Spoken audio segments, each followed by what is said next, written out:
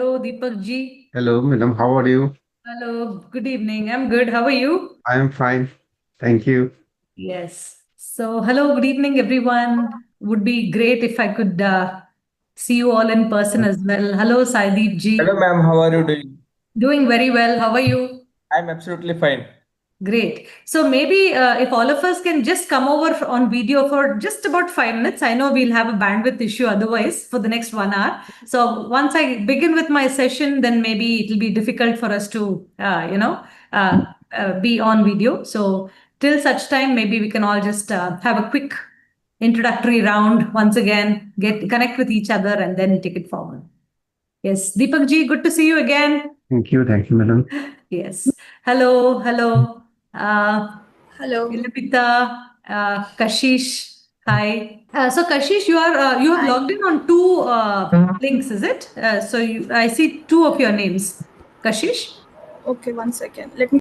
No, that's okay. That's perfectly okay. So far as we are able to connect. Yeah, I think it's perfect. Yes. So, yeah, good evening. And I don't know if I have met all of you. Kashish, I am not sure if I met you during the orientation session. I'm No, sorry, I was not there. memory fails. You weren't there, right? Yeah, maybe I had not met you then. But otherwise, I have met Mr. Sai Deep, Deepak Ji, Elamita, Elamati, right? Elamati, right? Sorry, yeah. So, Kashish, could you just give us a quick round of introduction and then we'll go back to all our other participants. We'll have one quick round of introduction. I don't know if you all still remember me, know me. I'll just introduce myself first. I'm Dr. Pratima Narayan, and I'm an editor consultant at EBC Learning. And I have been heading this project on intellectual property rights. I am a lawyer by profession, lawyer by training. I'm a legal consultant. I'm a qualified mediator, and I run my own organization called Technology Consulting. We are based out of Bangalore. And so that's a bit about me. I have been with EBC Learning for the last 5+ years now. Had wonderful opportunities working on content side for EBC Learning. That's a bit about myself. And I have also authored a book with EBC that's on e-commerce legal compliance. So that's about about me. And of course, I'll be with you all through these live sessions. There are going to be some really, really interesting sessions lined up for all of us. Today being just the introductory session. So I'll go over to you. I'll start with Kashish and then we'll go over the other participants as well. So please introduce yourself. Hello. Yeah. So, hello everyone. I am Kashish and I'm from Jharkhand, Ranchi. And I have done my LLB from Ramya College of Law, Bangalore. And also, I have enrolled in 2024. And I have enrolled myself in Delhi Bar Council here in Delhi. And I have joined one law firm here, that is a reg law firm. So, yeah. Good. So you must have done IPR. Was IPR your elective subject or something during your law? No, I have done some of the internships in IPR in Sai Krishna Associate. I have done their internship. Yeah. Oh, okay. Wonderful, wonderful. So the reason why I was asking is some of the I'm given to understand more recently that there are some law schools which have been providing IPR as an elective. So some students, some out of college, out of law school students would have done IPR. Others might have just like in your case, must have interned in IP or something. So that may be the exposure. Fantastic. Thank you so much. I'll go over to the other participants now. Who would go first? So, Mr. Saideep, please go ahead, introduce yourself. Hello, ma'am. Myself, Saideep Pujar. I am an experienced criminal lawyer, now a freelancer. I have done my diploma in advanced contract drafting, and I have completed my ADR course. I have completed my ADR course. Now, paralegal is going on, and along with that, this EBC is also going. Very good. Very good. Okay. My sound is echoing, guys. You are echoing a bit. Yes, you're right. You're echoing a bit. So thank you. We'll come back. We'll do the rounds again. Mr. Deepak. Yes. Hello, everybody. And I'm Deepak Das. And actually, I'm engineering background. And I did my master's in in civil engineering, and at present pursuing corporate law, and I am working as a contract management specialist in Papua New Guinea. So you're taking the session even now from Papua New Guinea. Yeah, Last at time present, also. yeah, it is around 10:40 p.m. Oh, okay, all right. So, just to share with you all that Mr. Deepak Das was a part of our AIPR program one also. He used to attend our Yes. sessions quite regularly, and probably the interest continues in the area of intellectual property. Yes, And probably exactly. Mr. Deepak is here to explore a little more in the area of IPR. Thank you, Mr. Deepak. And Elamati, so please come on the video. Please introduce yourself once again. Last time introduction was done. Yeah, it was done. I mean, just another Yeah. round because I think some participant, in our case, Kashish was not here. So we'll have one round of. Elamati, would you please come online? So yes, myself Ilamati. I have completed my LLB and LLM. So my LLM is in corporate and commercial law. I had a elective paper in my LLB, and then further in LLM also I had a paper in IPR. But further I wanna learn the aspects nuances. Furthermore, I currently work with a company, CCL Products India Limited in Hyderabad. Excellent. Thank you, Elamati. So that was a quick round of introduction, and now coming to the introduction about this course and how we want to take this forward. The very first thing that I want to ask you all is, now that I think it's been about a little more than a month, March 18th was when we launched this program, and henceforth we had an orientation session. Post that, you were all given some reading material, if I'm right. Or have you all received the reading material? And let's Yes, ma'am. use the chat box extensively. I'll keep asking you questions. Just keep posting your answers on chat. Let's use it extensively. Okay. So just type a yes if all of you have received the reading material, first of all. Okay, excellent. Now, my next question would be, how many of you had a chance to go through these materials? And how much you were able to progress? Because our discussion today will be based on the first part of what it was. Okay, so Saideep, what is it that you were able to go through, and how much of it have you been able to read through the material? You can even come on audio, not a problem, but let's use the chat box also extends. Okay, the introduction part. Yeah. Introduction. Introduction. Okay, very good, very good. What about Kashish has received, Elamati has received, all of you have received. Deepak ji, you must have also received? Yes, I You have received. also received. All right. So, anyone else? I just want to understand, what is it that you have gone through the material, because today's discussion is going to sort of be around that. Or rather, if you have had some pre-reads, your grasping on the subject will be like really fast. So I just wanted to understand from you all. What about Kashish and Almati? Did you have a chance to just go through or just run through the material also? I ran through all the videos. I got the understanding of. I had a refreshment of the basics, everything. Yeah. The reading material as such, I haven't gone depth into. It's Okay. That's fine. That's fine. Okay. All right. Good. So, okay, I've just put together a small presentation and a bit of an interactive discussion today. And the subject, as you all know, is just about the fundamentals. We just want to make our fundamentals strong. And perhaps by end of the session today, our fundamentals would be strong in terms of at least identifying the different forms of IP, because many a times there would be an overlap. We are just trying to identify the different forms of IP along with their salient features. That's what we want to try and do today. So the way we have also structured the live sessions is this. As you know that for the next 4 weeks, we have lined up a few sessions for you. So what we are going to do today is, we will discuss about the fundamentals. We'll just make our fundamentals a little strong today. And in the subsequent 3 sessions, we will be touching upon very specific aspects of the IPR. Like one session will be exclusively dedicated for patent protection and enforcement. The other would be related to trademarks. The third one would be related to copyrights. So that is how we have aligned, because these are the 3 most common forms of IPR in which we practice. Our areas of practice also would lie. In the next part of the session, that is your second trimester, we will focus a little more on the slightly advanced learning. For example, we will touch upon subjects like IP related contracts. Okay, there are several licensing agreements or NDAs or some kind of distribution agreements, anything that you franchise agreements that you may have to draft, you may have to litigate upon, or whatsoever it is, where an IP component is involved in it. So there would be one session relating to IP contracts. There would be another session relating to IP management, how IP is to be managed, maybe something to do with due diligence, or IP valuation. So these are some simple key areas that would be touched upon. Of course, they are going to be complicated, but we will just try and touch upon some of the areas which is beneficial for practice.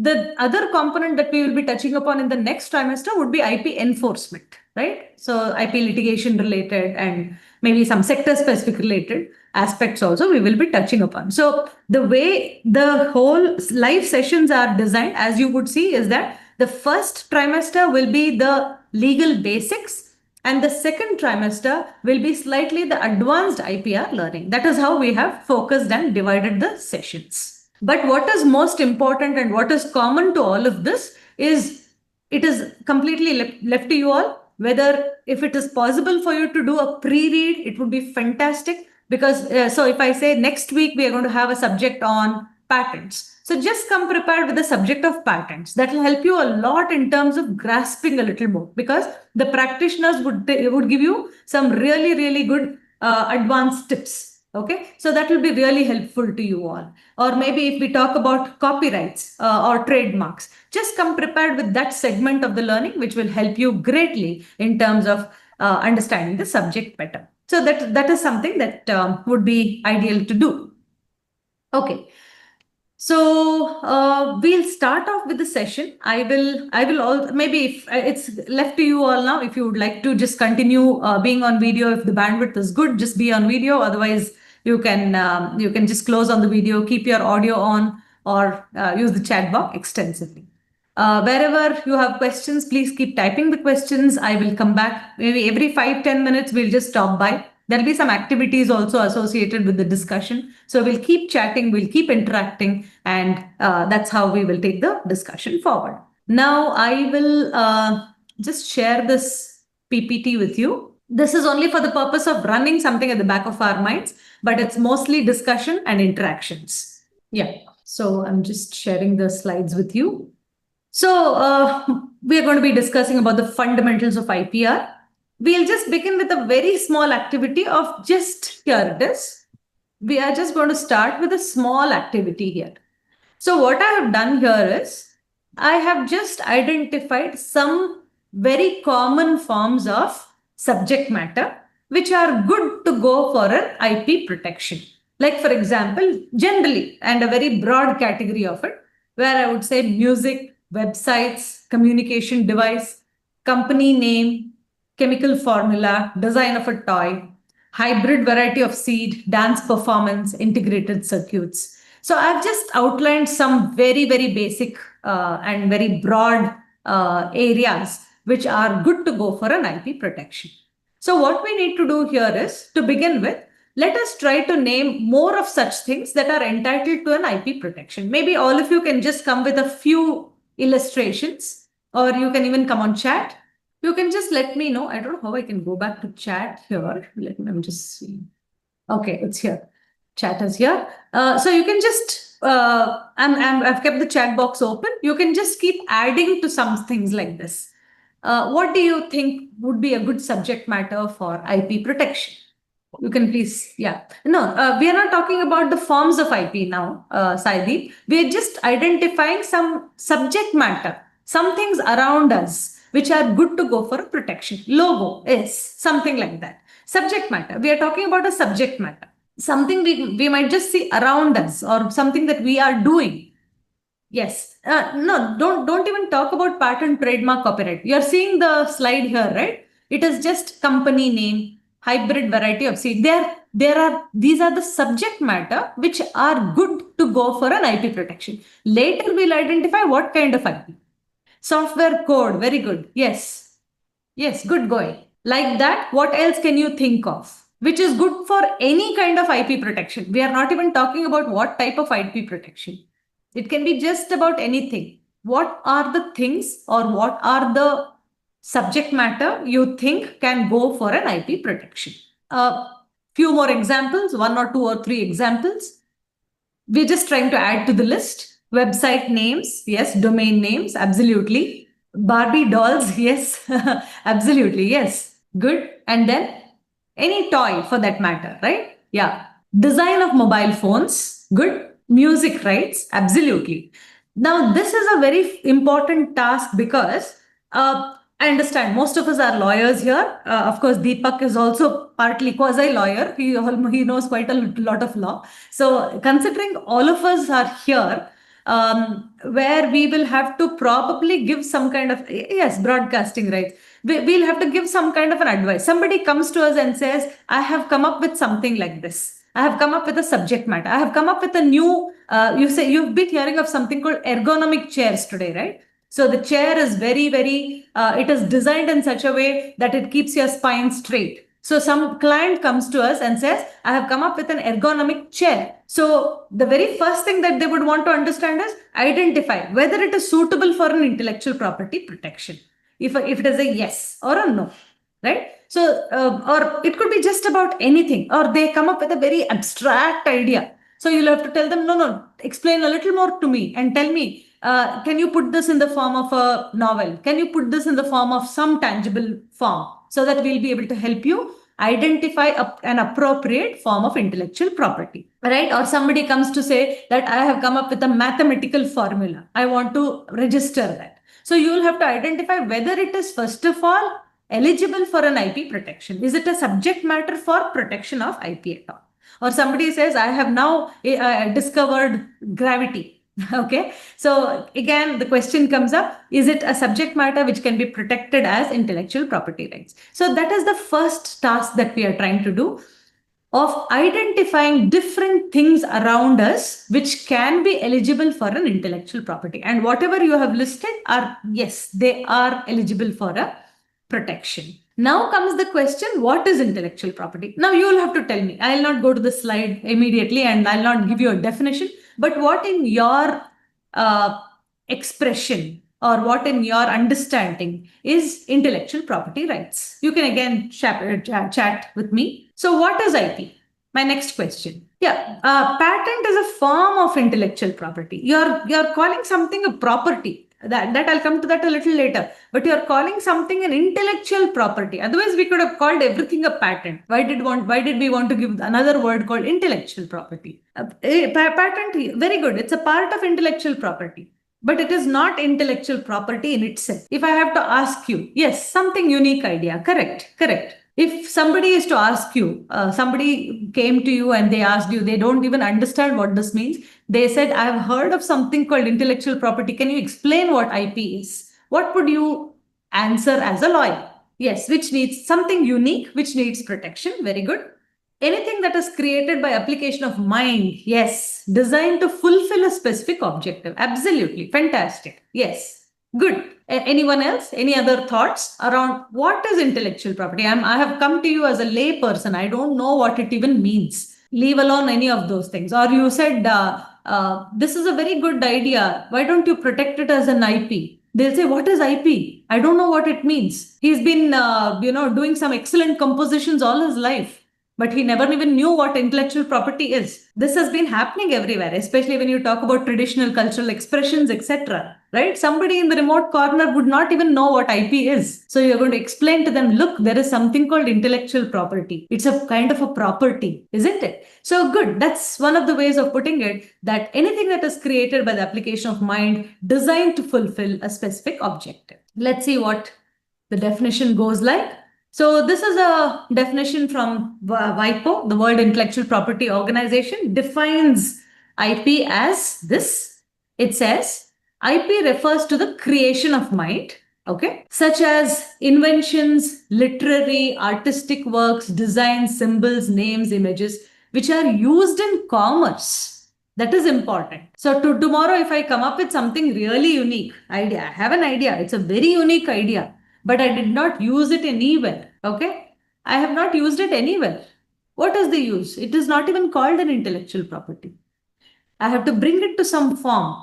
some form called literary work, invention, design, symbol, and I should be able to use this in commercial for a commercial purpose. I cannot just keep it in cold storage and say, oh, I have some great idea. No, that is not the way.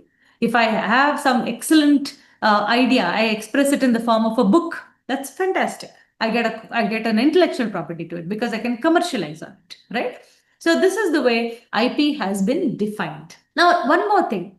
See, when we are using a word called intellectual property, there is a word called property here. Does this property mean the property that we talk about? What is property? Next, it goes to the question of what is property? What is property? Generally, what do we mean and understand by the word property? Inventions, artistic work, absolutely. Any immobile asset which is acquired. Can we talk about a movable asset also? Can I call that my property? Now I have a lot of gold. Can I call it my property? Any immobile asset? Yes. So I can call gold also my property. Now what is that property? What qualities would that property have? What properties would that quality have? It should hold a commercial value. Good. Yes. For which ownership, that's very important again. So that's right. So one, it has a commercial value. Second thing is it has to have an ownership. Third, any other properties that it has, you should be able to legally own that property. Then third one, if you are to give a legal definition of the word property, registered. Sometimes it may not be registered. No? So for example, gold is not registered in my name. Property is a property. Yeah, some physical form. It would have, so if we are imagining a physical form of a property, right? It has to have a legal recognition. Yes. You have to establish ownership, isn't it? You have to establish that ownership through some legal form, legal recognition or whatsoever it is. Yes, absolutely. Transferability, that is the most important thing. So if I say I own a car, one of the properties that I own is a car, which means to say I own it, which means I have the physical possession as well as the ownership on the car. It is of value, it is of commercial value. What can I do with the car? I can use the car myself or I can transfer it. Transfer only the possession through maybe giving it out for a rent, renting a cab, or I can sell the car away. So I have the right of transferability. All these are legal rights which are bundled to me in the form of a property. Now we are calling something else also as, so we all knew and we are all very familiar with the terms tangible, movable and immobile properties. Transfer of Property Act is very clear. Sale of goods is very clear on certain physical transfers, assets, etc., etc. All these are very clear to us. Now here also, we have been given this terminology called property, intellectual property. Now, that is where the question comes. So actually, I have shared also with you in that book, the reading material that you have, there is one very interesting article where they talk about legal concepts. I'm just reading a small excerpt of that for you. It says, when you talk about a property right, what is the ideal characteristic of a property right? That's what it says. It says the legal concept applies to any object, whether physical or abstract, such as intellectual property. Actually, intellectual property is quite abstract. Law conceptualizes these objects as property through a legal categorization, meaning even intangible assets can be recognized as property if real rights are attached to it. That is, it should be brought to some tangible form. Material object must be legally recognized. So that's where they say, right? So in a way, if we look at all these characteristics, looks like our intangible asset, that is our intellectual property, is also a property, but may not be in the real sense. But can we bring about, again, I'm asking you another question. Is there any difference between a real property, that is our movable, immobile properties, and intellectual property rights? Is there any way we can bring about any kind of a distinction, or are they all the same? Are they all the same thing? If I say intellectual property, if somebody is to ask you, is this also a property? You would say, yeah, this is also a property, but it has certain features, right? First of all, yes, tangibility. Very good. This is an intangible asset, whereas they are the tangible properties. But this intangibility also has to be brought in some tangible form if you want to have a legal recognition to it. Am I correct? Any idea, you have to put it in some form. You say patent is a product or a process. You say trademark is a logo or color combination. You say copyright is a book or a literary work or an artistic work. That's how, you bring all those intangible forms in a tangible format, representation format, and then you go about with a legal recognition. Am I correct? Do you all agree with me? An intangible asset in a tangible form. One more distinction. Can anyone think about it? Between the regular forms of properties, the regular property that we talk about, movable, immovable properties, and this intangible property called intellectual property. There's one more distinction. Can you think about it? It's the duration, right? It's the time or the duration. So when you talk about, let us say, an immovable property, for how long can you enjoy an immovable property? Like I have a land. For how long can I enjoy the land? You can even come on chat. I mean, you can even speak. That's absolutely perfectly okay. We are just a small number, so it's perfectly all right. Yes, it's perpetual. So I have a land. I can keep it for all my life, and it will again go down to my legal hands, right? It's perpetual. Likewise with a car, unless it really goes in a very, very bad state, I can own gold. I can have gold for as long as a time I want, unless I really want to sell it or give it away as a gift to someone. So these are all perpetual rights that we have when we talk about the other forms of the physical forms of properties. But when we talk about intellectual property, there is a very unique feature about it, that it is all timed, as you would see. So why is it timed? Again, what was the reason? You say patent is for 20 years. You say copyright is for lifetime of author 60 years. But again, somewhere it stops. Trademark, okay, 10 years plus 10 years plus 10 years if you want to go on protecting it, right? So you have a time duration for all of these. It doesn't say once you get a trademark, it's for your life. Once you get a patent, it's for life, isn't it?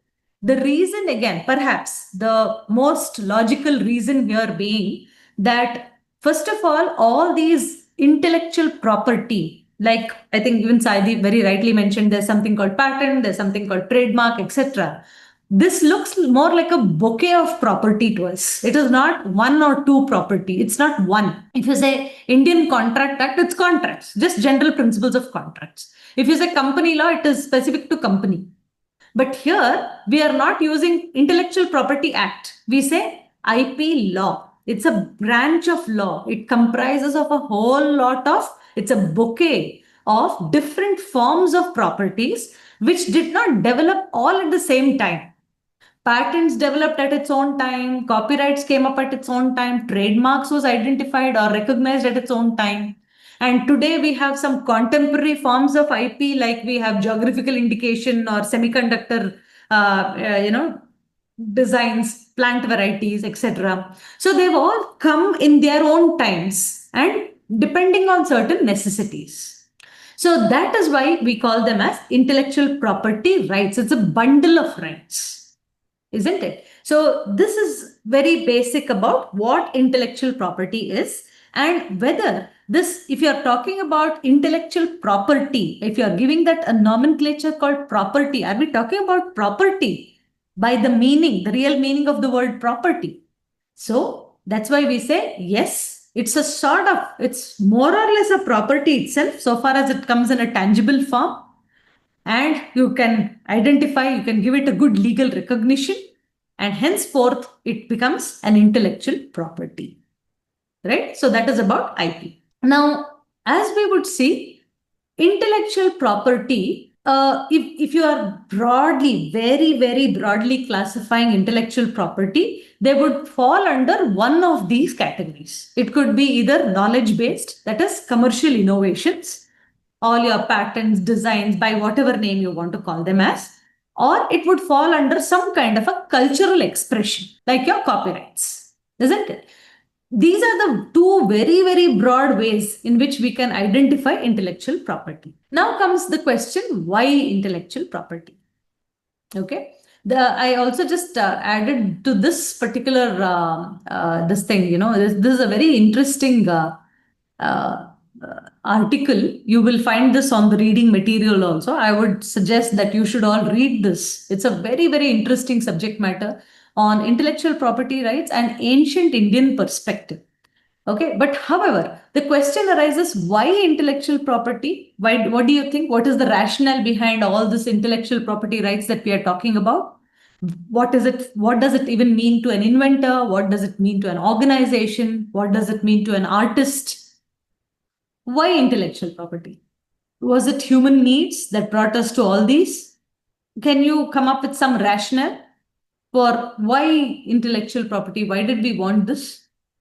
So if your client is to ask you, okay, you have explained to me about intellectual property, but what will I get out of it?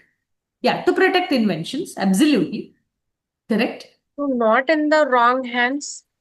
Yes, yes. To ensure that it doesn't go into the wrong hands, it is not exploited. Good. To protect the unique idea and reward. That's right. That comes off the same. That's correct. You need to commercialize it. You need to be rewarded for your innovation, right? Absolutely. Why not? Anything else? And further development or Yes. development. Yes, Whatever it has to keep going. You cannot just stagnate with some invention here and there randomly. It has to keep going. It has to keep improving. Development here also means human welfare, generally human welfare, right? So there, one thing that any of these IP officers would consider would be, what is the good balance between research? You say you come up with a lot of R&D, but whom did it help? That's why even in our patents, they say capable of industrial application. There's one criteria. What does that industrial application mean? Where is it going to help? Who is going to use this? How is it going to help people? Isn't it? So, some component of a public welfare is also involved, other than the commercialization part. Of course, the very purpose of IP is you should be able to recognize your intangible assets. Number one, you have put in your time, effort, manpower, R&D, everything, and you have come up with a lot of work, right, which is a fruitful thing. So that fruit should be rewarded, it should be commercialized well. And most importantly, R&D and public welfare should go hand in hand. You come up with a medicine and the medicine is very expensive. What does it meet? It doesn't meet anything. It doesn't meet anybody's requirement except some elite group, isn't it? So, for all these reasons, intellectual property rights is important to balance the two also. So, Saideep, you mentioned in education. What does that mean? Madam, in education, for example, if anything, what you say, any intellectual property, if Yeah. it is taken, for example, a video recording of a well-known artist or a well-known person is showed in education purpose for Hmm. educating say somewhat common people or law students for a Good. project. Yes. They will be educated. Plus, there is a provision that if it is used for the educational purposes, there Yeah. will be no what you say, no legal action against such acts. Good, good, good. So you're talking about the fair use and other things. Yeah, yeah, That's absolutely, so that absolutely. should be a fair balance. Excellent. That's exactly what we are talking about. So it should bring that fair balance. So far as you're using it for educational purposes, we know of it, or you really want to commercialize it, what exactly it is. Absolutely. That's right. Absolutely. Now, the reason why I had brought this particular subject matter up was when we talk about IPR, right? The way India has perceived IPR versus the way West has perceived IPR of the why IP is slightly different. When we speak of IPR, you should read this particular article where the authors very nicely bring about what was it when we perceived all these intellectual thoughts. Intellectual property has not intellect has not come because of acts. Intellect has been there for ages. Our inventions date back to I don't know how many ages, right? Times immemorial. What they used to do earlier during the Vedic times was the idea of this whole intellectual property. We did not have any form of formal kind of registrations and such other things. This is a very Western concept, I would say. What we used to do in the earlier times, during the Vedic times or whatsoever, is that they felt the need to transfer that intellectual property only to those who are deserving. That's what they thought. Now you remember we had something called the guild system. Guilds, GUILDS, guilds. So what used to happen? So if I was an artisan, I would not just go and tell everybody in the world that I've done this. I would give those artistic qualities, or I would teach those artistic qualities only to a few people in my system, in my guild, in my group, because I felt they were most deserving and they will take this legacy forward. So that is how they explain the way they have come up with some really good documentations and other things also, where they say this is the way intellectual thoughts or intellectual ideas were transferred or was shared amongst others from time to time. But again, when we look at the patent system coming in, or the trademark or the copyright system coming in, this was more of a Westernish kind of a concept, I would say, because this very term of patent, as you would know, has been derived from the word called patent litterae. Patent litterae, I think, is a French word which means an open letter. So what they used to do during those times also was that they would suppose I'm the inventor, right? And I came up with an invention. All that I was supposed to do was I was supposed to write the whole invention on a paper, on some written format, and I would take it and place it before the king. The king would affix his seal, saying that this is an invention. Once the seal was affixed, it became an open letter. It became an open document to anybody who would want to read about that invention. They could read it, but they could not copy it. Now that's exactly what we are doing in the patent system even today. If you just open the patent office website, and maybe you will also have an understanding of patent search and other things in the next sessions. But if you just do a patent search, you will find all sorts of patents. The whole documentation of the patent, the whole complete specification of the patent is open to all of us. It's an open letter even today. But what is it that we cannot do? We cannot replicate the same thing, right? So that is where the concept of patents came. Likewise, when you talk about copyrights, just another example. When you say copyrights, the whole idea of copyright, when did it come? Earlier, we were all handwriting everything. It was all handwritten. So there used to be one copy or maximum two copies. Our scriptures used to be so voluminous that we could not write another copy of it also. But thanks to the printing press, the moment printing press came, we started worrying, oh, this can be easily reproduced. A subject matter of copyright or a book or whatsoever it is can be very easily replicated. So we'll have to find a way to protect this. That's how the whole idea of copyrights started to evolve. So these are the stories. So trademarks, likewise with trademarks, as trade and commerce increased, as there were more number of products in the market, there was a need felt that my product should be distinguished from yours. Otherwise, all of them will look the same, right? So imagine, some many years back, what we used to see, there's a cart. Even now, if we are look at it, there's a cart of fruits. It doesn't have a name to it. It doesn't have anything. So I just go and pick up some fruits. But I cannot do this with everything else, right? Everything else, they require their own logo, they require their own identity, so that we are able to go and pick the product that we choose out from the market. So that's the whole idea of trademarks. So this is how it has developed over the times. Now, here is Article 7 of the TRIPS agreement. The reason why I just wanted to bring this is to show you that probably they have taken some cues out of our own systems, our own Vedic times, where we were talking about all of these things. So if you see here, it says the protection and enforcement of intellectual property should contribute to the promotion of, see, this is something which Article 7 of the TRIPS is saying. Please read this carefully. Protection and enforcement of IP should contribute to the promotion of technological innovation and to transfer and disseminate the technology to the mutual advantage. That's why I brought about that balance. To the mutual advantage of producers and users of technological knowledge, and in a manner conducive to social and economic welfare and to balance the rights and obligations. Take a look at this. It is so very clear that this is the whole idea. In fact, this was what we also thought of when we spoke about intellectual property rights, isn't it? So it should bring that balance. R&D should bring that balance. Otherwise, it doesn't make sense. That's what we were discussing, no? So imagine a very expensive medicine in the market. It doesn't help. It doesn't serve anybody's purpose. So yeah, Indian IPR is very, so I'm just reading what Saideep has mentioned. Indian IPR is very limited. There are only 4 types of copyrights where maximum number of people are unaware.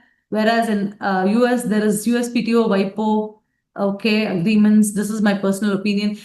So Saideep, as you would study copyrights going further, you will also understand that the Indian system of IPR copyrights is also pretty vast. Though we have a close list of what are the forms of IPR, but there are many things that can fall under it. It's not 4 types, it is 6 types of IPR. So it sort of covers almost everything. Yeah, I do agree. IPR. Sorry to interrupt you. Yeah. I do agree. But what I personally feel is regarding in what you say, practicing as a IP freelancer, these these fields are a bit vast, and there is a lot of demand, and Yes. plus there is a good payment done by the US clients or UK clients or any other clients, because I am also doing a paralegal course where I have encountered these situations. But where in Indian, as you are saying that Indian IPR is also vast, I do agree. But what happens when it comes to the knowledge? Many people are not having the knowledge. First thing, and second thing, whenever they come to us for registration, they hesitate to pay. That's the very bitter truth. No, but the only thing is, see, they are not educated enough of what is the benefit out of it. So they Yeah, are yeah, anybody exactly. for that matter. See, we are first of all, they're all startups, whoever come to us, right? Just to give you an example, if a startup is to come to me and say that I want to have a patent registered, as it is, getting a patent registered is not a joke. They will show you a huge billing, slightly away from what we are discussing today, but generally. So there are different, because that's what patent involves. It requires a proper patent search. It requires a proper patent specification draft. So when it comes to all of these, it's quite a large bill, on their pocket. So they would probably think twice or hesitate. But if they are told about the importance of IP, and if you are to have a good IP portfolio, what is the advantage of a good IP portfolio? Probably they would definitely want to consider having it registered, because especially in today's time where if they are almost going for a next round of funding or whatsoever it is, this is one of the major things that they'll have to boast of. They have to boast of a very, very good IP portfolio, right? So that's where it is up to us as consultants also to help them understand the need and importance of IP. That's what I think. Yeah, exactly. I do agree. Yeah. But this is my personal opinion. Absolutely. Please do share. Please do share. Yes, absolutely. That's nothing to be taken seriously. No. See, this is a class and let's all discuss about it. Let's share our opinions. Absolutely fine. Yes. Okay. So I'll just run you through one more instance now. So this is a small activity for all of us. Before I get to the subject matter of the different forms of IP, etc., I just want you to give this a try, give this a shot. This is a small scenario, okay? Assistech, which is an IT-based company, they have come up with a software program to enable quick grading of answer papers, which is going to potentially reduce this time and manpower in the universities, and they are able to come up with good computing of exam scores, grades. If you see, like, especially these competitive exams, etc., they need some really good programming on that. So they have called it as Gradit, and you are the legal advisor, and you have to identify the potential intellectual property rights that can comprehensively protect this Gradit in India. What are your thoughts? What are your suggestions to Assistech? Ma'am, can you repeat the question once again? Sir, it's here on the screen. Are you able to see this? All of you? Huh. It's the same thing. I just read it out for you. That's all. Assist tech. Are you able to read it? Please Yes, confirm. Yeah. yes. Okay. Okay. You can either post your answers on chat or you can come on audio. Okay. Elamati says copyright and trademark. Kashish says trademark, patent, copyright. Okay. Any other thoughts? Patents, trademarks, copyrights. Okay. Deepak ji, your answer, your thoughts. So I would just like all of you to also, registration of idea. Okay, okay. It's not the registration of idea, but it has to be in some form, right? It's the software program that they have come up with. Okay. So why copyright, why trademark, why patent? Madam, may I try? Yes, please. Madam, patent to protect the company's name. For example, the company's name is so and so. So tomorrow some person will come and take the name of the company, and he may infringe, he may, what you say, he may mislead the public at large. So So, Saideep, are you talking about trademark here? Because if you are talking about the company name, it is apparently the trademark. Is that right? yes, yes. Trademark. Okay. Trademark. Yeah. So, in order to protect it, a trademark registration must be done, a logo registration must be done, a patent registration may Hmm. kindly be done. Hmm. After that, then they can, and even what idea they are having, that whether they are having a software program, that also should be registered. Hmm. So, tomorrow, what will happen if they What are what should it be registered as? That software program, what should it be registered as? as copyright, ma'am? Copyright. Okay. Yes. Okay.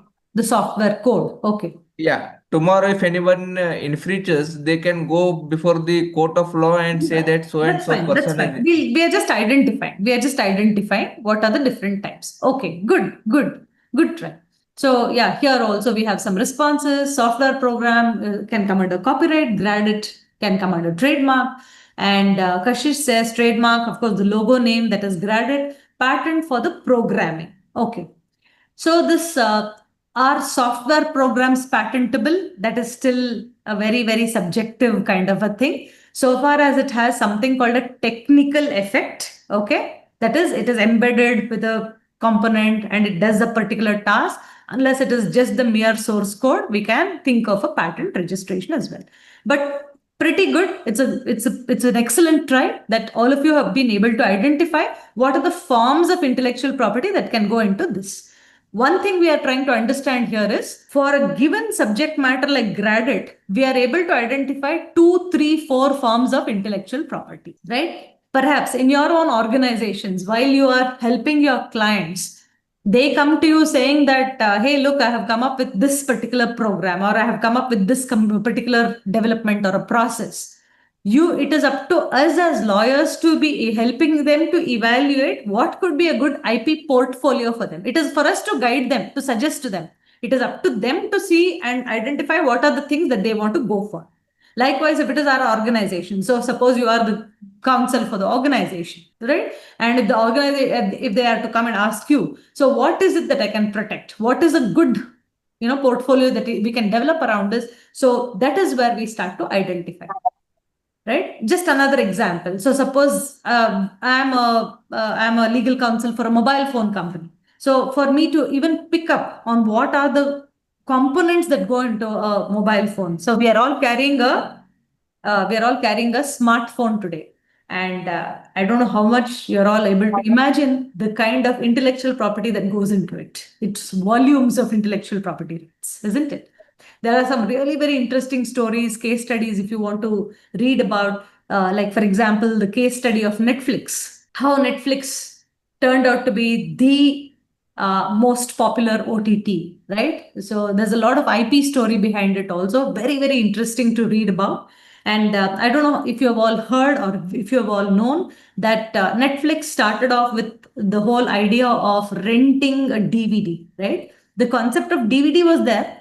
They came up with the concept of online renting of DVD many years back. That was the beginning of their journey.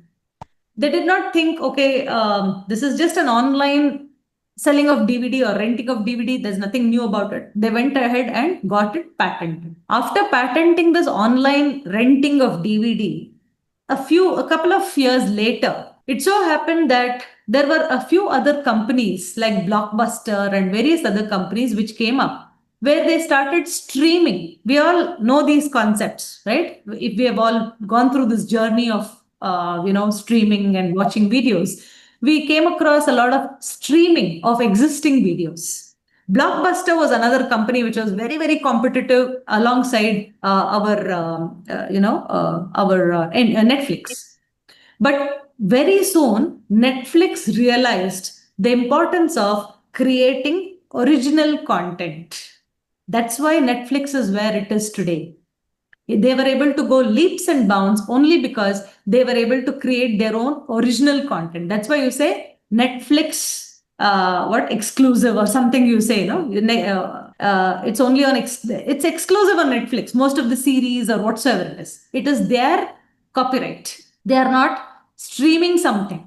It is all their exclusive content, which has developed over the years. And that's where the valuation of Netflix is today. If you look at the volume, if you look at the IP portfolio of Netflix, they have several. So right from the patenting of online streaming of renting of DVDs to streaming videos to where they are in terms of very sophisticated algorithms in terms of recommendations for series or for the end user to watch. All that is happening through a lot of their intellectual property rights. And if you look at their trademark portfolio, I think there is no less than about 2,000 trademarks that they have. And in fact, they were the ones who patented something called, I believe they patented something called Netflix binge. The whole binge watching concept came up because of Netflix. So they have a lot of credits to their organization in terms of the IP that they have developed over the years. These are some of the stories, very interesting stories of how large organizations have developed a very, very robust IP portfolio. So we'll just proceed further. We now have to understand the different forms of IPR. I'm sure all of you here do have an idea of all these forms of intellectual property. Is there anything that you have not heard of?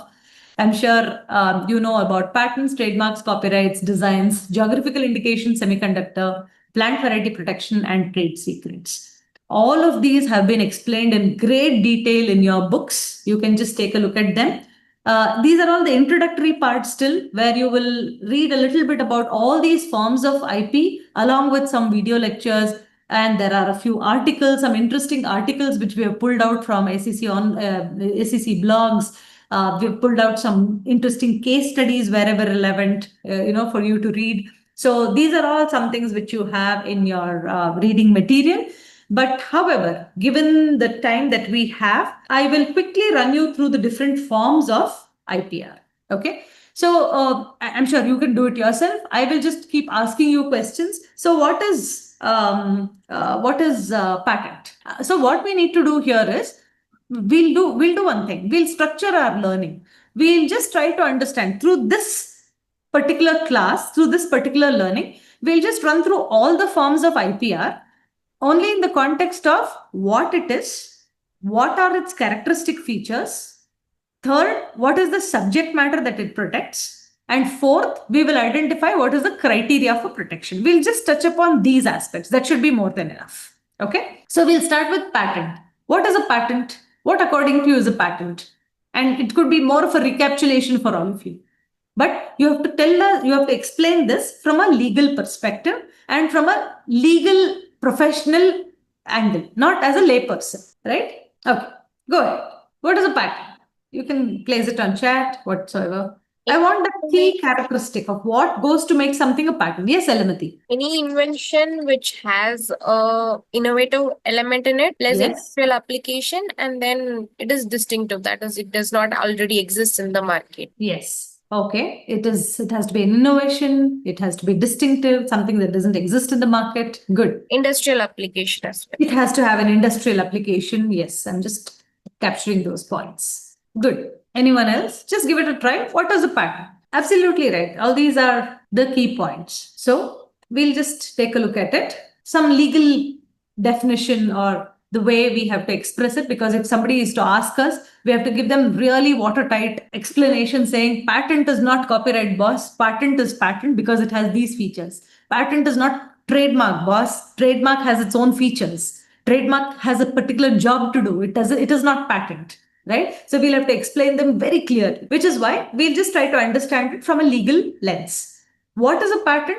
It's basically an exclusive right. All of us know all these are exclusive rights which are granted to the innovation owner, patentee, by whatever name you want to call them as. For what is that exclusive right given? It is to exclude others from making, selling, offering to sell, or do anything with that claimed invention. But most importantly, this patent is granted for a purpose. What is that? It is granted to a new product or process. It has to be in the form of a product or a process, or even an improvement of the existing product or process. So basically technology, and the technology should be applied in the form of a product. So the final formulation or the final feature of this patent should be in the form of a product or a process, or improvement of the existing product or process. What is a product? Can we think of an example of a product, a patented product? A patented product. Can we think of some everyday examples? Pen, Parker pen. Yes, absolutely. Or maybe the ball pen, the gel pen, or whatsoever it is, the ballpoint pen. Even that is a patented invention, right? It could be just about it. Absolutely. So you have applied it on a product. What is the process? Where can you find a process patent? What constitutes a process patent? Some simple example. No. No. You have to specify a process. I want you to specify some process which has been patented anywhere. It can be anywhere, not just an Indian patent website, anywhere in the world. But just give me an example of what can be a process patent. Where is this patent applied in a process? No, sorry. See, product is the Parker pen. Okay, it is applied on a product. Now, this mobile phone is a product patent. Now, I should have a process. It's not a patent process I'm talking about. It is a process on which I have applied, and there's an innovation in the process, and that process is patented. I'll give you one example. You've heard of protein sequencing in the laboratories. They do a lot of science experiments. Am I correct? So there they come up with a new protein sequencing or a DNA sequencing. That sequencing, or maybe if you have heard in the Indian context also, lower forms of bacteria that you develop in the laboratory, a laboratory grown bacteria, something which is very new, which is very indigenous. You can go ahead and patent it. A chemical formulation in a pharmaceutical industry can be protected, isn't it? It is not a product. It has not come in the form of a product. It has come to you in the form of a formulation that you can patent, isn't it? So that is what we are talking about, a process patent. I hope you are all able to get this. There is product patent and there is also process patent. I'll give you one more example of a process patent. You're all aware of FedEx, right? Okay, FedEx, the courier company. FedEx has multiple patents. FedEx is not a product company, it's a service company. But they have a lot of patents for the process of consignment. They come up with very, very sophisticated international consignments. They truncate the time somewhere, right? So that process of consignment itself can have a patent. That's why we say it is granted on a new product or process, or even an improvement on the existing product or process. That is the concept of patent. So tomorrow, if somebody is to ask you, hey, can you explain patent to me? Explain to them in a very, very simple format. Explain this to your clients. Tell them, look, your technology, whatever technology you're explaining to me, tell me if this can be protected, this can be formulated in the form of a product. Can you show me a prototype? Or do you have a process to this? Can you show me the workflow? Put something in a tangible form and show it to me in the form of a product or a process, or even an improvement on the existing product or process. Now look at that, improvement on the existing. It need not be exactly an invention. I'll just run you through another slide It's a very interesting slide. There's a definition of invention under the Patent Act, right, of 1970. You must have all seen this and come across this. It says invention means a new product or process involving an inventive step and capable of industrial application. So invention should have three things. That's your NUN test. If many of you have heard about it, it is novelty, utility, and non-obviousness. The same thing is applied here. It says invention means anything which is a new product or process. Please remember, that's where in the definition itself you have this. It has to be a product or a process. It should involve an inventive step. That is non-obviousness and capable of an industrial application.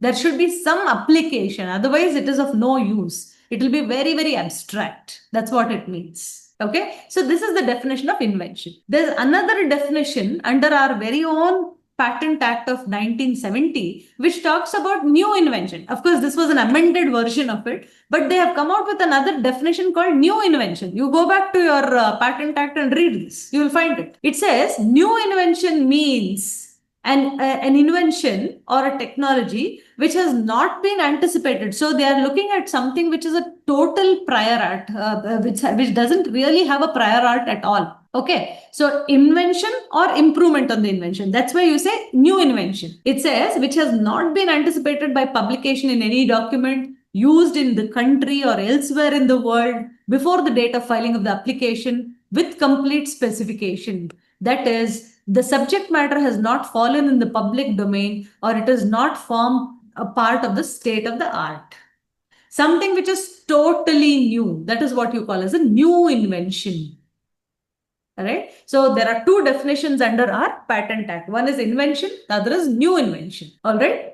So one example that I would just like to, of course, you will be talking much about all of these criteria, subject matter, everything else will be discussed probably in the next class. But generally, what is the criteria? You are all aware of the criteria for protection. What is criteria for protection? Wherever in the world you go, right? The patent offices would determine whether your subject matter is patentable or not based on a particular criteria.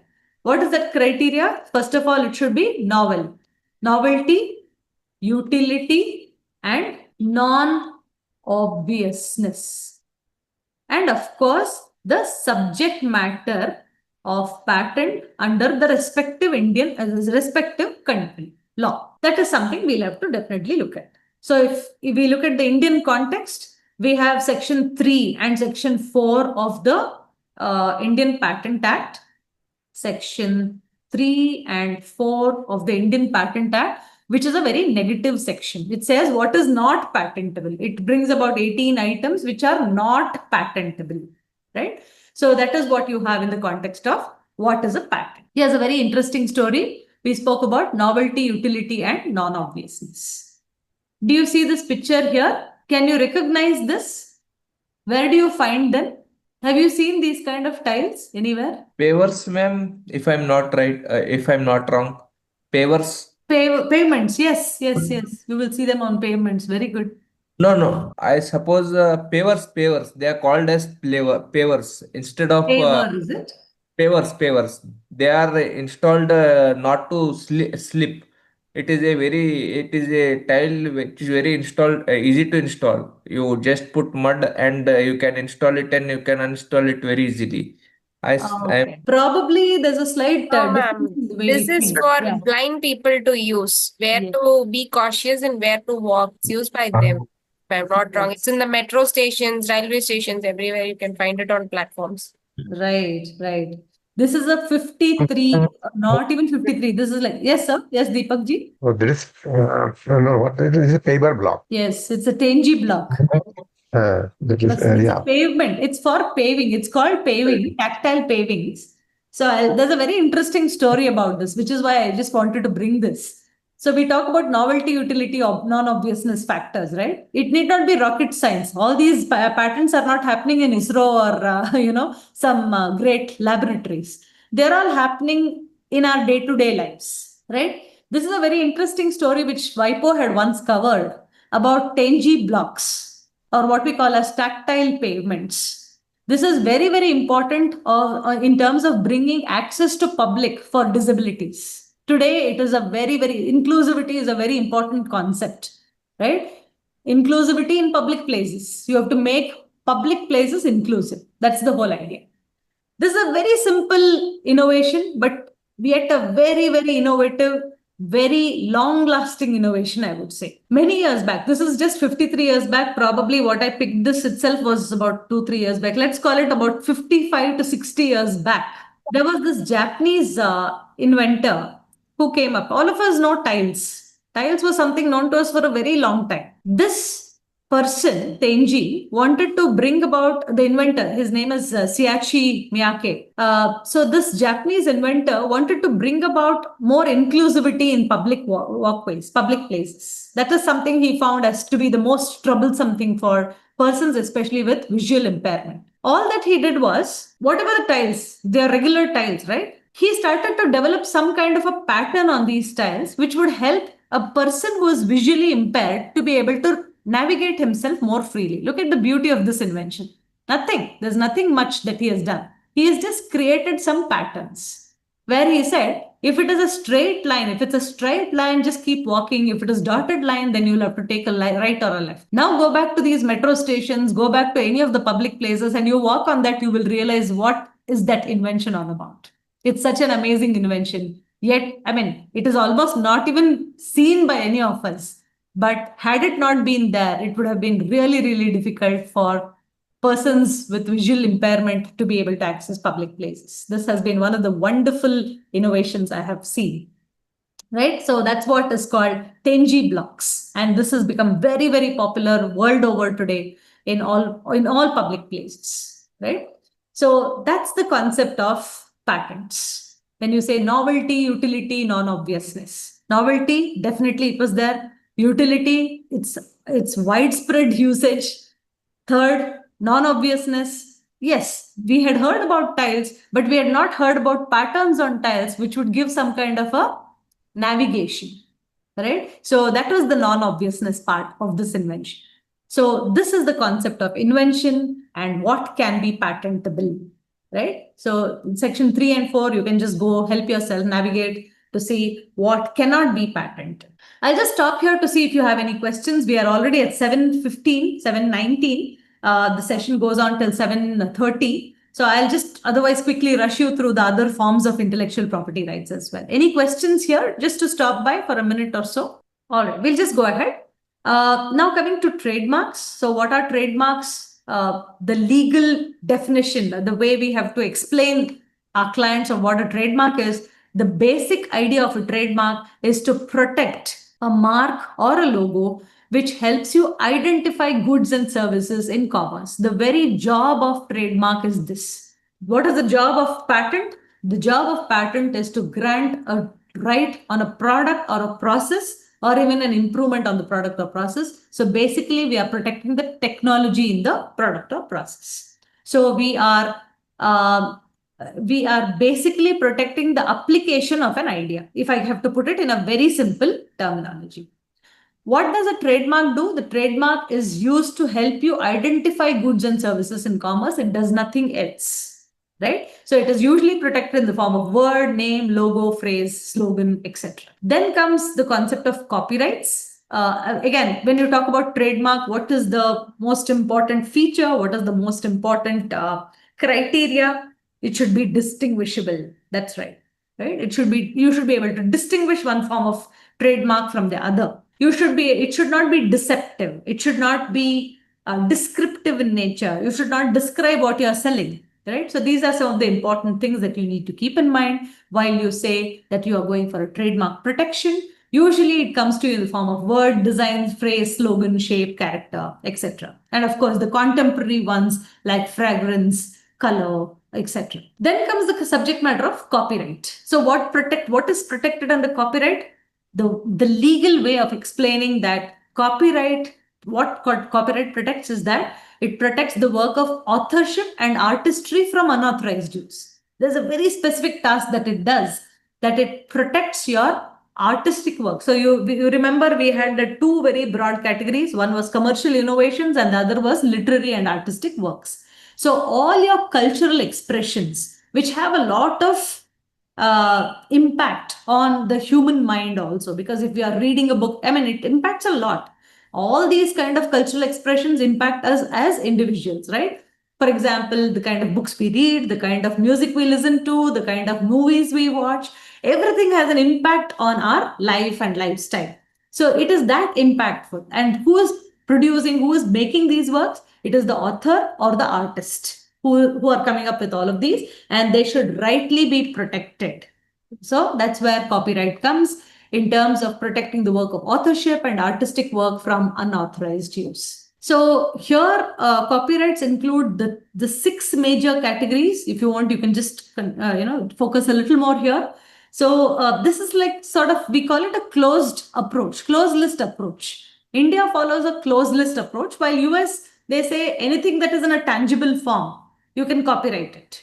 Okay, anything that is expressed in a copyright, in a tangible form. But in India, we have a sort of a closed list where we say your copyright should fall under one of the 6 categories. That is literary work, artistic work, musical, dramatic work, cinematograph films, and sound recording. Under copyright work, the chapter on copyrights, we have also provided a very interesting article, link to a very interesting article on closed list approach versus open list approach. So you can just take a look at that article. It's a very good article for you to understand what is the approach that countries across the world have been adopting in terms of protecting copyrights. And as we all know, copyright always lies in the expression, not the idea. Ultimately, it has to come to some tangible form, tangible expression, like maybe in the form of a book, in the form of some artistic work, painting, engraving, by whatever name, it should come out in some form of an expression. So if I may say, copyright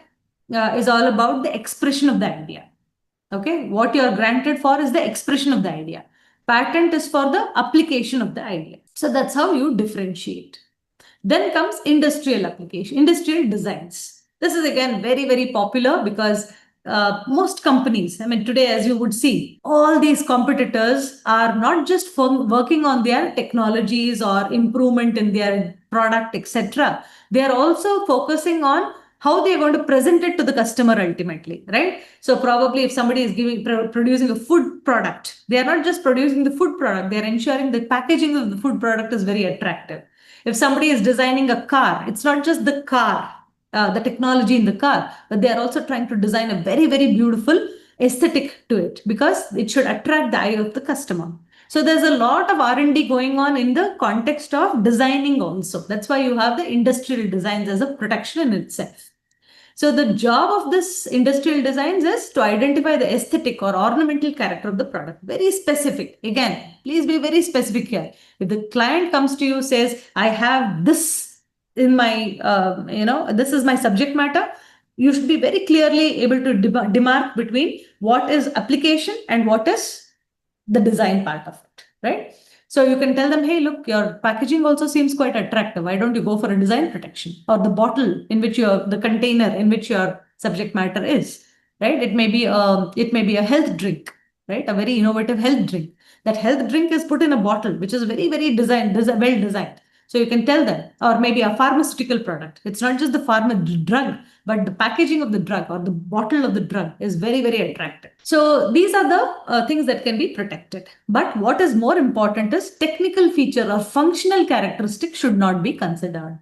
Because functional characteristic is completely patent side of the protection, right? So if you're saying that, I'll just give you an example also here. This is the best example that I can share with you right now. So you can take a look at these 2 keys. So which one do you think is good for design protection? This novelty in grooves is also quite nice. It looks quite fancy. And this other key also looks quite fancy. Do you want to give a trademark design protection to both? Or do you have some specifications? Which of them is more suitable for design protection? Novelty in grooves or novelty in the head? Second Novelty one. head. Yeah, the second one. Okay. It looks nice. It's looking very attractive and all of that. But actually, this novelty in groove is also looking very attractive. But this novelty in groove is done. Yeah, the novelty in groove is done not because of the design. It has a functional character to it. It should fit. The groove is done. This beautiful grooving is done not for this design, but to get into that lock. That is the purpose. So there is more functionality in it than the design part of it. That's how the design offices would look at. This is just a simple example. But if you're talking about these designs, what is more important is it's not just the design, it's not the aesthetic look here. This aesthetic look is giving you some purpose. It has an extra, it has a functional work. It has something very functional in it, which is why it is good to go for a second one, novelty in the head part of it. This part is good. This looks nice and attractive. That's why they might give a design protection to it. This is good for a patent protection. Maybe this has more, it is more robust in terms of the functioning or whatsoever, right? That's the concept. So when you have somebody come to you and say that this is what I want to have a design protection to it or a patent protection to it, the most important thing that you need to evaluate for them would be to see whether this has more of a functional nature or this has more of an aesthetic nature, right? And then determine whether it should go for this or the other kind of protection. Then comes geographical indications. So what is geographical indications? Geographical indications is all about the topography and, basically it serves to recognize the role of geographic and climatic factors. It has nothing to do with production or whatsoever it is. It is basically it helps to identify products and develop their reputation and goodwill in the global markets. And they are found in primarily three forms. It could either be agricultural goods, natural goods, or something which is manufactured also. For example, Rajasthan handicrafts, right? So it could be under one of these categories. Of course, you will also get to read a lot more about GI tags, how GI tag is obtained, who can obtain GI tags. All of these are provided quite in detail under your books. Just because of paucity of time, I'll have to just run through these forms of IP. Then we have semiconductor integrated circuits. So these are all the sui generis systems, and these are the more contemporary forms of IP, I would say. So basically, if you are looking at protecting each layer of the semiconductor, that's where you have them embedded in the layout designs. And these are what are protected. As far as India is concerned, I am given to understand, and I have also visited the semiconductor, the registry, the website. I find that there are basically two registrations that have happened over the years. One is of ISRO and the other is of BEML or something. But most of the semiconductor industry today, we were just talking to some patent agents, and they say they are good to go with the technological developments of it than the circuit designs. So they are not very concerned, at least in India, they're not very concerned about the design part of it. Then comes protection of plant variety. So this is also called, this Protection of Plant Variety Act is also called farmers' rights or breeders' rights. Okay. So basically they give incentives to plant breeders, farmers for all the research and creativity that they do. Because in India, we don't have anything called an agriculture patent or a horticultural patent. But here there's a lot of scope for new and improved plant varieties to be protected. Then comes the last part of it, that is trade secrets. So when you talk about trade secret, we have most often heard about some recipes, like for example, a recipe of KFC's recipe or Coca-Cola's formula or whatsoever it is. We have all more or less associated them with food and something like that. But trade secrets can come in very many forms, which could be in the form of industrial secrets, commercial secrets, sales methods, distribution methods, consumer profiles, consumer data can be trade secret, advertising strategies, and many more. So these are all some things which can be trade secrets. And we don't have a specific registration process to this, but this mostly happens through confidentiality, and such other things. They have to be extremely cautious about protecting trade secrets. There's some very interesting stuff also provided to you under the chapter of trade secrets, how it is to be protected, what are NDAs, and how do they help you protect trade secrets. So these are all some things which are explained to you more in detail under your books, in your reading material. You can just go over through all of them. Is IP registration mandatory? Not really in case of trademarks and copyrights. You can just, at least in case of copyrights, it's an automatic protection. The moment you've come out with the work, you have a protection to it. In case of trademarks also, it's not necessary that you have a trademark registered and then start using it.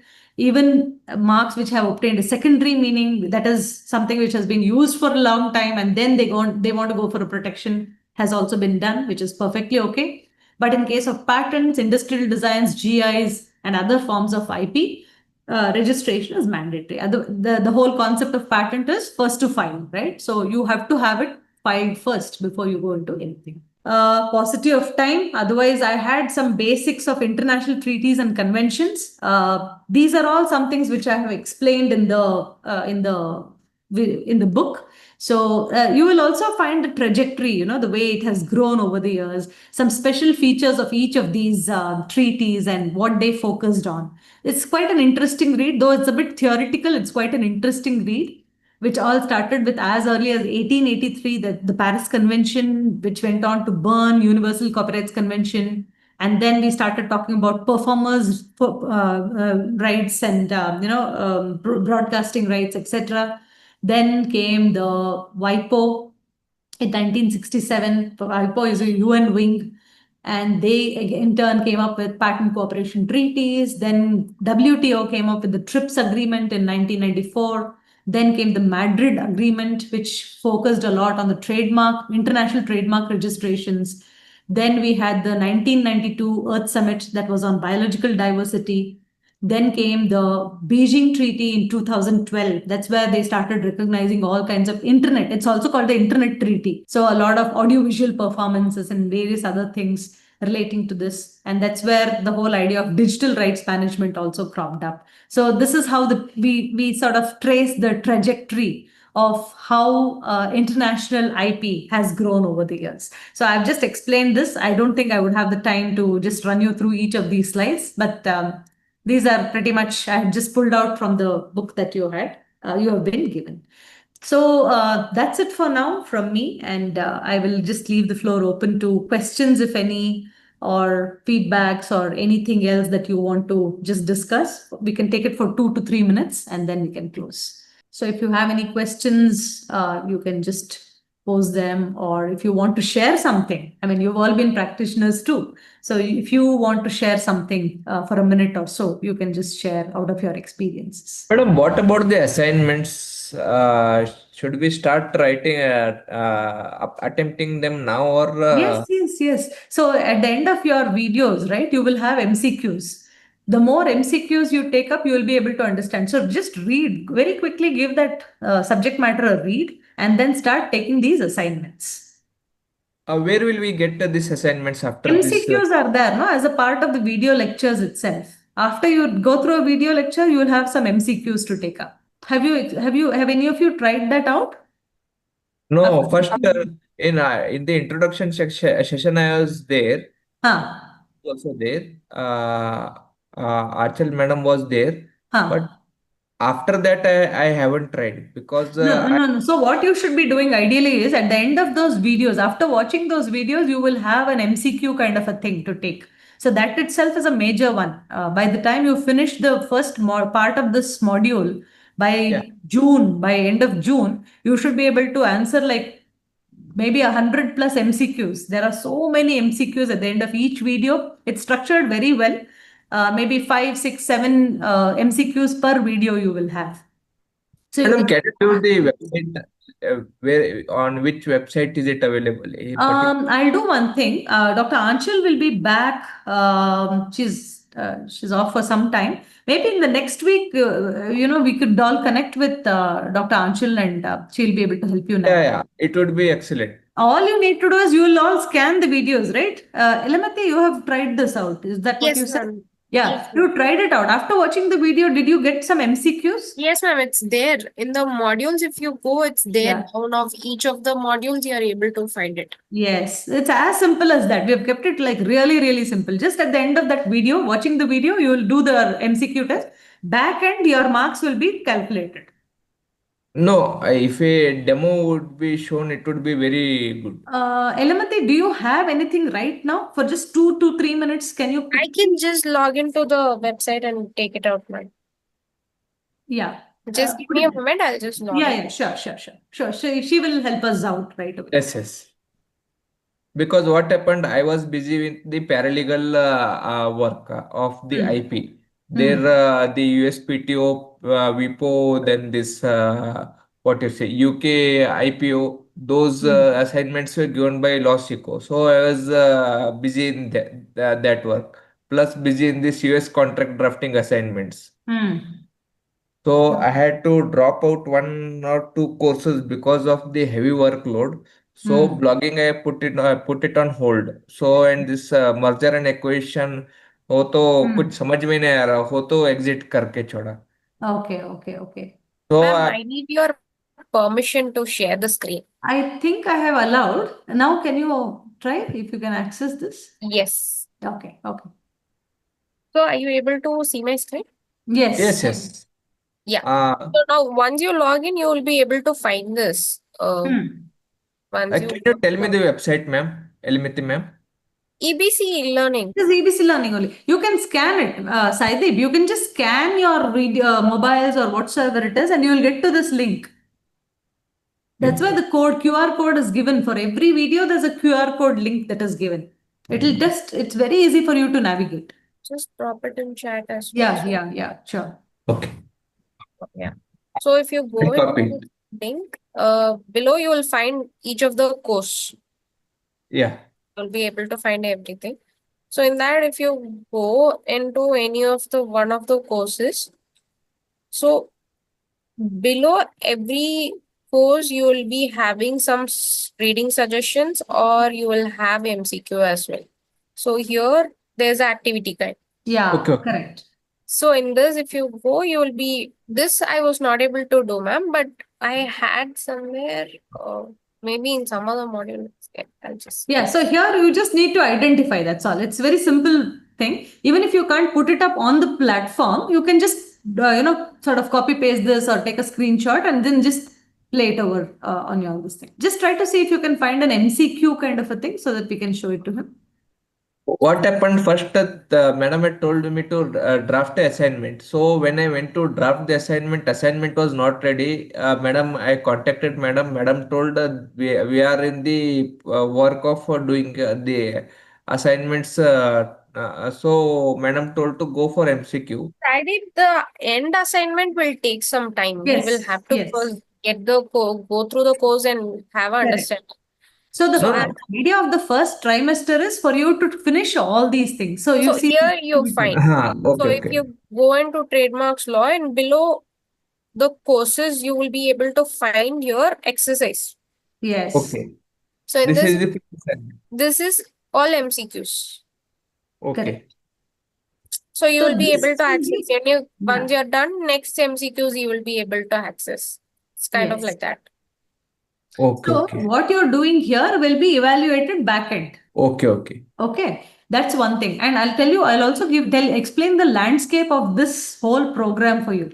If we give you one assignment right from the beginning, right at the beginning, we'll ask you to start drafting 101 things, you will not be able to understand because your foundation has to be very, very strong, right? So Yeah. this first trimester with all these videos, I told you like 100+ videos plus that reading material, it will give you a strong foundation on your basics. Your basics should become strong first. Like today we discussed, we now have a very clear demarcation between patent, trademark, copyright, design, but there can be an overlapping on the subject matter itself. Tomorrow, if your client comes, you should be very clear first of all. You should not be in a confused state of mind. That's the whole idea here, isn't it? So the first trimester, we will help you focus largely on your fundamental, getting your fundamentals really, really strong. The second part of the trimester, we will run you through certain activities. Like I told you, IP contract drafting, IP enforcement, IP management. That life cycle has to complete later. I cannot start with IP enforcement here because it will give you something. That should not happen. So that is the whole idea. In the next trimester, you will have some assignments which will slowly come up. Okay, and there will probably be an end assessment and other things also. So you will have to do quite a bit of this. The good thing would be if you are all able to sort of read a little bit and come back. All right. And the next 3 sessions, we'll have like some really stellar, instructors. They all come with vast experience in their respective fields of patents, trademarks, copyrights. They have seen that, done that. So they come with a lot of experience in terms of explaining certain things to you. So I will look forward to meet you all in the next session, unless there's anything else that you want to ask me or whatsoever it is. Otherwise, I will close the session for now. we can meet in the next week on patent law. Please do attend these sessions because, I mean, here we don't have anything called attendance or, nothing mandates. But what is mandatory is for you to be able to learn the right things in the right way.